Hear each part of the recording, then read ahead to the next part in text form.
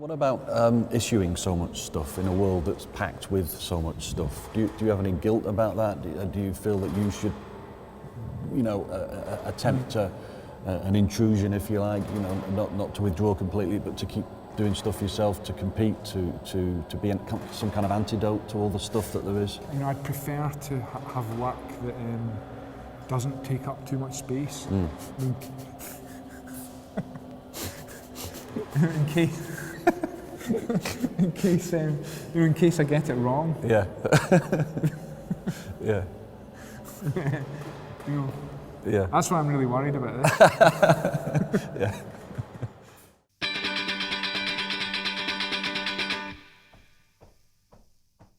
I've got some questions to ask Martin Creed, who is known as a Turner Prize winning artist and who also has a band, which might mean the music he makes is art rock, but might not. I find him preparing for his new exhibition in central London entitled Mothers, which incorporates paint, installation, sculpture, video and various forms of reasoning about art.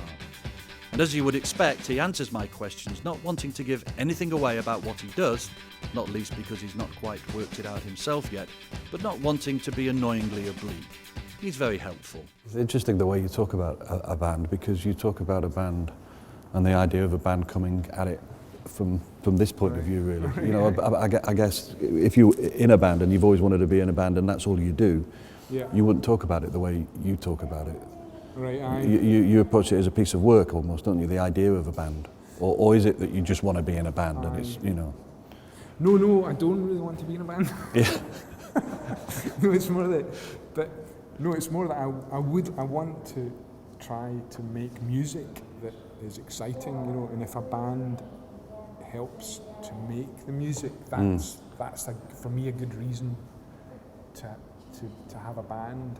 I do like being in the band in the sense of like playing with other people, like quite apart from the writing of the music, like just the playing of the music. Yeah, it's like it's a laugh. Just like it's a laugh to work with. Like I like doing this because this is kind of like doing a recording session or something like that. It's like getting a bunch of people in to play the instruments. And you've basically sort of made the compositions, if you like, and other people can play them. Yeah. So there are instructions, and then they're carried out by. So it's the equivalent of giving a musician a score, and then they might have to interpret it a wee bit. Yeah. So how are these notated then? Well, it's more like written or verbal instructions. Okay. So there's a given packet of brushes. In this case, that's like one multi-pack, and the instructions are that the biggest brush goes along the bottom of the canvas, and that the other brushes successively pile up on top of the one below. The length of each stroke being the same ratio to the height of the stroke. So this one determines all the others. These are all just miniaturizations of the one below. And what kind of interpretation within your, beyond your instructions can there be? And does it surprise you when you see them and you think, that's done something I didn't imagine would happen? There's the hand of the person's always like part of it. It's not, but it's kind of hard to pin that down. You know. I mean, it is like but it is noticeable. Yeah. Some people do it quite differently from others. And would the ultimate idea be that anybody could do them to an extent? You could perform them, or what would the word be? You could make them, create them. What would you do? I mean, could you just get the instructions almost as the piece and then? I don't know. I don't think so. I think it has to be made, just like a piece of music has to be made. Right. It's the music which is the thing. I mean, the instructions are just the means to help you make the thing. Yeah. I think it comes from not feeling sure. Thinking I don't know what I want. I don't know what I want to do. I don't know what's better. Big, small, red or yellow. So if I could try and make a piece that has it all like that's, and then that's a way of trying to decide. And would there be a moment in the making of these where you think that it isn't going to work and you'd stop, or would you keep pushing through doubt and wondering if it is working, and just try and reach a moment where you think they're finished. Like if I go through a rational or logical process of thought and try towards making a work, then oftentimes in the middle I think, oh, this just looks shit, you know. And that's why I think it's good to have a lot of time to live with it. And the painter Richter said, I want my art to be stupid like nature. And that's a quote that I often think of. I think it's nice, like the thought that you could make something that's, you know, just kind of weird and not, you know, you don't understand. That's interesting you say that, because in a way, when you do it as art, that thing stupid as nature, there's a lot of things that I guess some audiences would have trouble getting through to work out, you know, that thing. Whereas when you do it with music, it's pretty apparent that there's an element of that. I mean, the best musicians or composers are to me the best artists, you know, or I mean, the best, all writers, musicians, you know, they're all the best ones are all the best artists. I just think you can't separate, like, if you look at something, you can't look at something without listening to something, you know, and you can't listen to something without looking at something.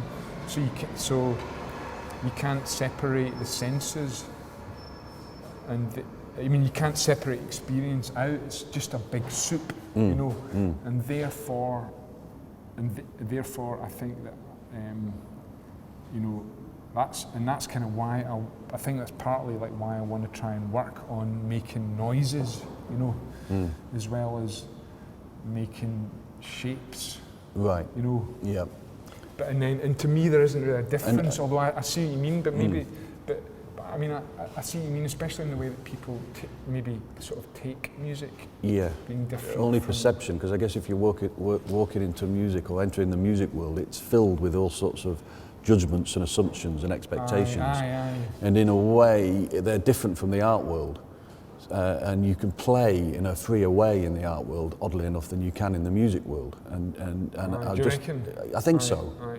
I think the way you're talking, I mean, I don't know how calibrated it is, but the resistance to it being so boxed, even down to calling it this or that. So you're talking about shapes, you're talking about noise.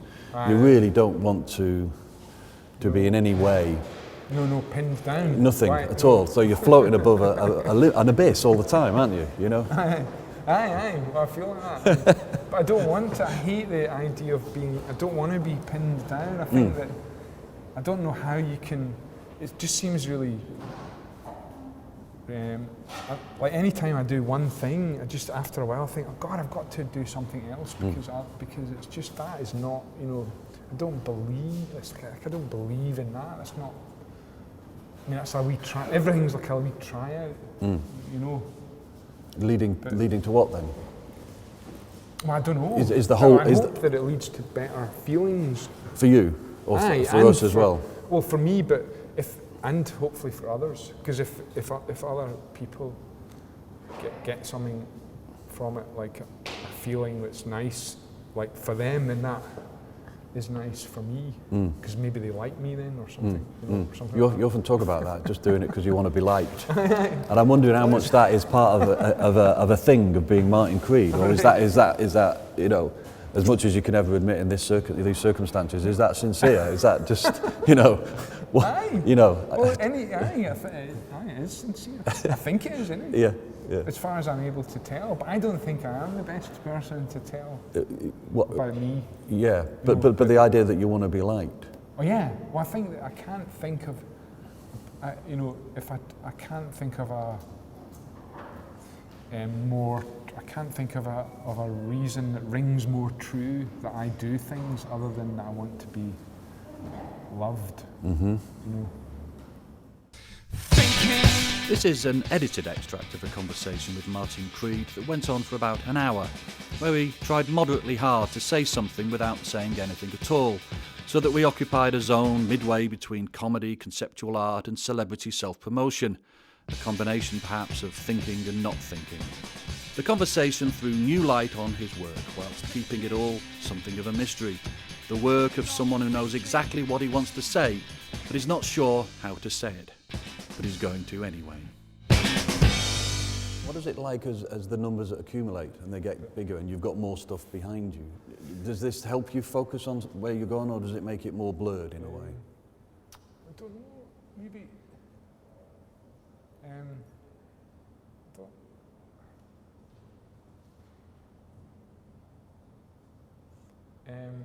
Well, I suppose it does kind of get messier and messier. You know? Oh, but is the numbering process and the idea of that you trying to keep it controlled? You're trying to control it. Aye, because I just think my life is just a mess, you know, like a soup.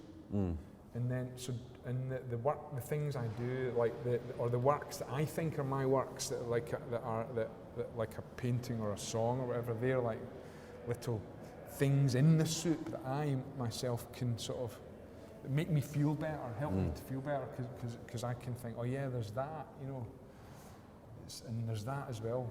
And if it's got a number, it's a way that I can like have it, like control it or something like that. But and what are the other reasons for the numbering? Are you in a way, are you distancing them from becoming mere fodder, if you like, mere product? If they had names, if they had kind of more fixed versions of themselves, they would just enter the world, wouldn't they? Are you still trying to keep them sort of shimmering between actually taking on full existence? Are you holding back from that by not giving them other titles? Or maybe the conscious reason that I titled them was that I thought that I didn't want to have, so that I numbered them was I didn't want to have titles, because I thought titles were trying to pin down the meaning of things, you know. But in the end, things get titled. I mean, lately I've been thinking, I mean, I don't really like numbers, I'm sick of numbers actually. You know? I want to have titles. You know? Too late, Martin. I know it is. No, I'm going to. I'm thinking of changing the, you know. What, the whole system? Well, this exhibition has a title, so. And that is? Mothers. Yeah. So yeah. I have to ask then. What did you have for breakfast this morning? I don't know. I had, what did I have? I'm trying to think of a food that's got a number in it. But why the title then? What are you saying? Because I thought it was a good title. I wanted to have a title exactly because I haven't been usually having titles very much. Yeah. But I think if something becomes like a kind of formula, then it's just, you know. I mean, the numbers are, everyone gets a number. It's like a catalogue number, whatever, you know. Anyway, but it takes away the need for titles, having numbers. If I try to be funny, it's not, people don't think it's funny.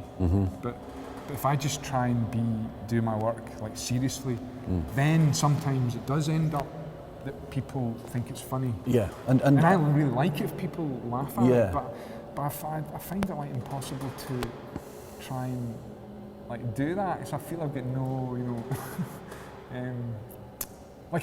but things that make me laugh are like, most of the things I like best are things that make me laugh, you know. And I think the best thing to do is always to try and do something and also undo it at the same time, you know.